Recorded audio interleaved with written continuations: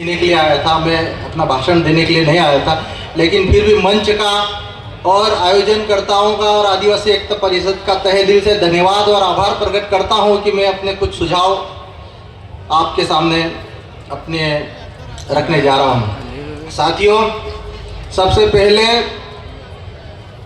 मैं हमारे जो पूर्व वक्ता है उन्होंने बहुत अच्छी बातें कही है, बहुत कुछ सीखने को मिला है।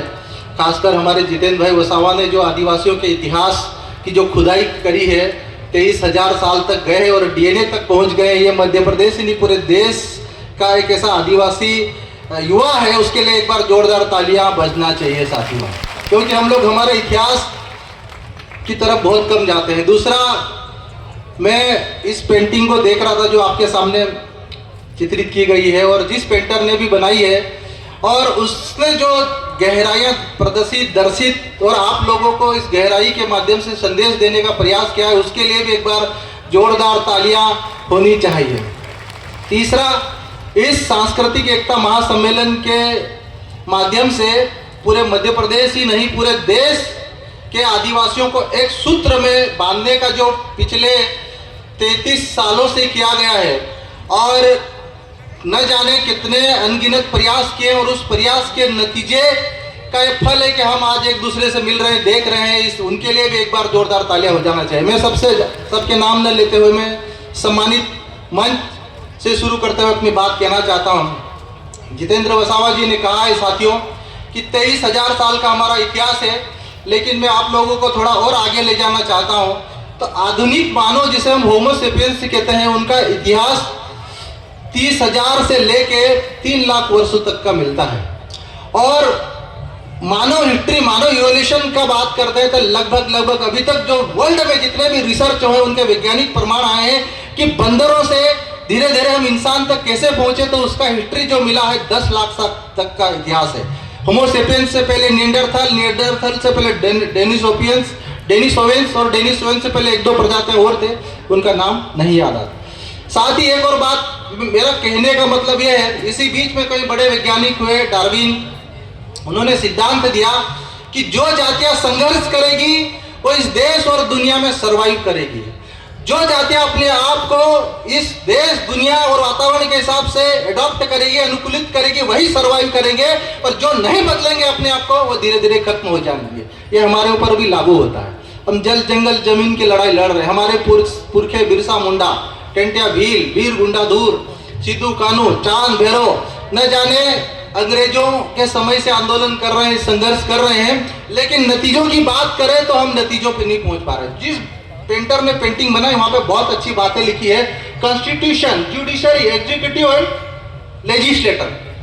आज इस देश के इस डेमोक्रेसी में बात करते हैं तो कार्यपालिका, न्यायपालिका और विधायिका, जहां पर हम लड़ सकते हैं, जहां पर हम अपनी बातें मनवा सकते हैं, जहां पर अपने कानून बनवा सकते हैं, वहां पर हमारी भागीदारी दिखावे की तो है, लेकिन हकीकत में जीरो है।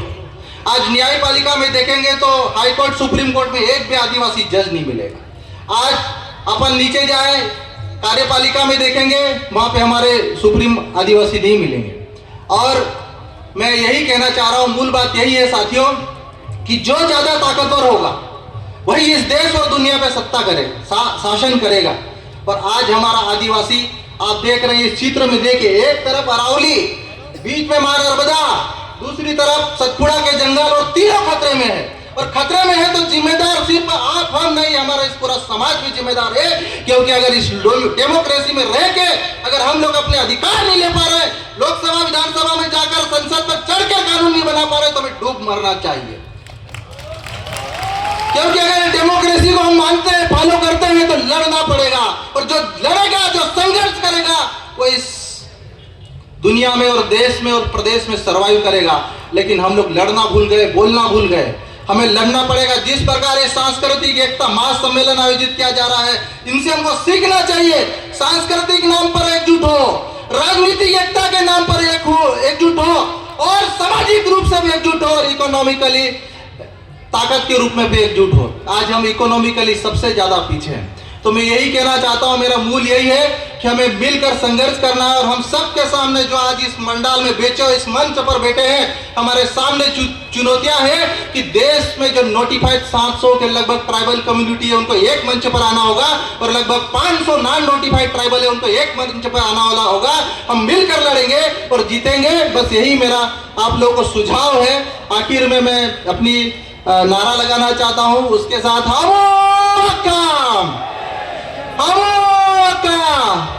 एक तीर एक कमान, एक तीर एक कमान। मैं एक बात बोलना चाहता हूं कि अधिकार हमारे जीने के तो चढ़ के लेंगे सीने से, क्योंकि मांगने से नहीं मिलेगा, छीनना पड़ेगा। साथियों, ये समय बदल गया है, ये वक्त की मांग है। अधिकार हमारे जीने के चढ़कर लेंगे सीने पे, छाती पर चढ़कर अपने अधिकार लेना पड़ेंगे तो मिलेंगे। साथियों, ये हमको हमारी सोच में बदलाव लाना पड़ेगा। आप सभी को जय जोहार, जय आदिवासी, धन्यवाद बहुत बहुत। जय भील प्रदेश।